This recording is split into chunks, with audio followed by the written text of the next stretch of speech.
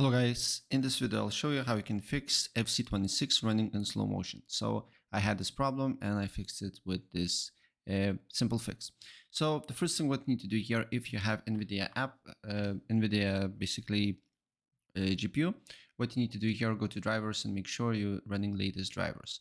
Then you need to go to graphics, look for FC26 here and make sure to set to performance mode here and just optimize. Then what you need to do here, make sure vsync is off here. And once you do so, then open up CMD command prompt. Make sure to run as admin here. And then you need to put this command here, bcdedit /set space hypervisorlaunchtype off, right?